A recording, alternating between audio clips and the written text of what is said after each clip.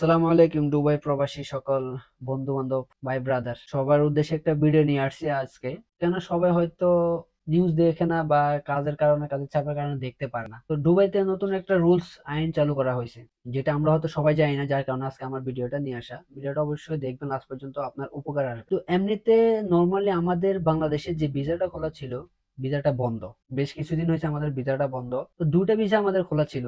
একটা হচ্ছে তোমার যারা কিচেনে কাজ করে, কুক যাদেরকে বলা হয়। আরেকটা ভিসা খোলা ছিল যারা ফ্যামিলি ড্রাইভার, মানে ড্রাইভার যারা আর কি, তাদের দুইটা ভিসা খোলা ছিল। তো আফসোসের বিষয় হলো গত 2 দিন আগে আমাদের এই ভিসাটাও বন্ধ করে দেওয়া হয়েছে। এখন আমাদের কোনো ভিসা খোলা নেই, ট্রান্সফার ভিসাটাও বন্ধ। দুবাইতে এখন বাংলাদেশীদের জন্য কোনো অপশন চালু নাই, কোনো ভিসা খোলা নাই। সব দিক দিয়ে আমাদের হাতে হাত করা পড়ানো হয়েছে। বিশেষ করে যারা ক্যান্সেল নেওয়ার চিন্তা ভাবনা মাথায় নিয়ে রাখছো, তাদের উদ্দেশ্য বলি, আপাতত কষ্ট করে ধৈর্য ধরে থাকো। ক্যান্সেল নিও না, ওটা মাথা থেকে ছুঁড়ে ফেলে দাও। যদি ক্যান্সেল নাও পরবর্তীতে পস্তাবে, সেটা আগে থাকতে জানিয়ে দিলাম। সো যেমনি আসো ভাই, কষ্ট করে হলে থাকো, ধৈর্য ধরে হলে থাকো।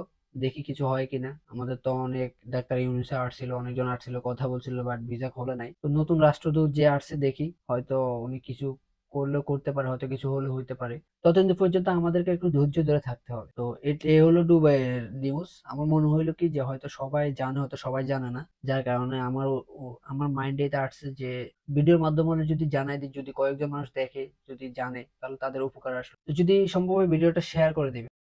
যারা দুবাইতে আছো তারা একটু সাবধানতা অবলম্বন করবে। আর বিশেষ করে বর্তমানে লুঙ্গি জিনিসটা পরে রাস্তায় বের হয়েও না ভাই। লুঙ্গি জিনিসটা পরে রাস্তায় বের হয়েও না।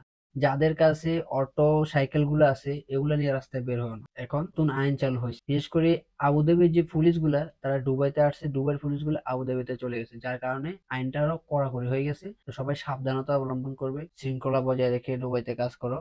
যাদের মাথায় ক্যান্সেল নেওয়ার চিন্তা ভাবনা আছে, ট্রান্সফার হওয়ার চিন্তা ভাবনা আছে, ওটা মাথা থেকে ছুঁড়ে ফেলে দাও। কিছুদিন ধৈর্য করো, ইনশাল্লাহ হয়তো আমাদের জন্য ভালো কিছু আসলেও আসতে পারে। তো সবাই ভালো থাকবে, সুস্থ থাকবে। আসসালামু আলাইকুম।